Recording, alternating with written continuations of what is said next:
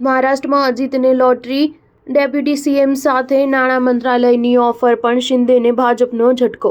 મહારાષ્ટ્રમાં મહાયુતિ સરકારની રચનામાં ગૃહ વિભાગ અટવાયું છે। આ કારણે નવી સરકારના શપથ ગ્રહણમાં વિલંબ થઈ શકે છે। હાલમાં ગૃહ વિભાગ નાયબ મુખ્યમંત્રી દેવેન્દ્ર ફડણવીસ પાસે છે, પરંતુ એકનાથ શિંદે નવી સરકારમાં ગૃહ વિભાગ ઈચ્છે છે।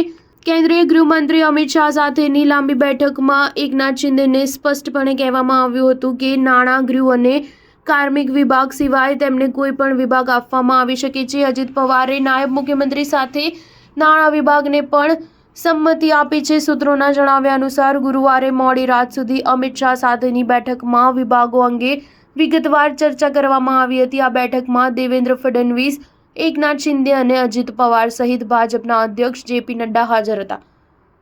બેઠકમાં શિંદેને સ્પષ્ટપણે કહેવામાં આવ્યું હતું કે આ વખતે મુખ્યમંત્રી ભાજપના જ હશે અને તેમને નાયબ મુખ્યમંત્રી પદ આપવામાં આવશે। શિંદેએ નાયબ મુખ્યમંત્રી પદ સંભાળવા માટે ગૃહ વિભાગની શરત મૂકી। શિવસેનાના વડા એકનાથ શિંદેએ જણાવ્યું કે દેવેન્દ્ર ફડણવીસ પાસે નાયબ મુખ્યમંત્રી તરીકે ગૃહ ખાતું હતું, તેવી જ રીતે હવે નાયબ મુખ્યમંત્રી અમારી તેમની પાસે હોવું જોઈએ, પરંતુ અમિત શાહે તેનો સ્પષ્ટ ઇનકાર કર્યો હતો। માનવામાં આવી રહ્યું હતું કે મુંબઈ પરત ફર્યા બાદ નવી સરકાર બનાવવા માટે મહાયુતિના નેતાઓની બેઠક થશે, પરંતુ ગુસ્સે ભરાયેલા એકનાથ શિંદે અચાનક તેમના ગામ સતારા જવાના કારણે બેઠક મોકૂફ રાખવામાં આવી હતી। જો કે એકનાથ શિંદેની નજીકની વ્યક્તિએ જણાવ્યું હતું કે નારાજગીનું કોઈ કારણ નથી, તેઓ શનિવારે મુંબઈ પરત ફરશે। આવી સ્થિતિમાં નવી સરકારની રચનામાં વિલંબ થઈ શકે છે। એવું માનવામાં આવે છે કે જેપી નડ્ડા શનિવારે ભાજપના ધારાસભ્ય દળના નેતાની પસંદગી માટે નિરીક્ષકોની જાહેરાત કરશે। રવિવારે મળનારી ધારાસભ્ય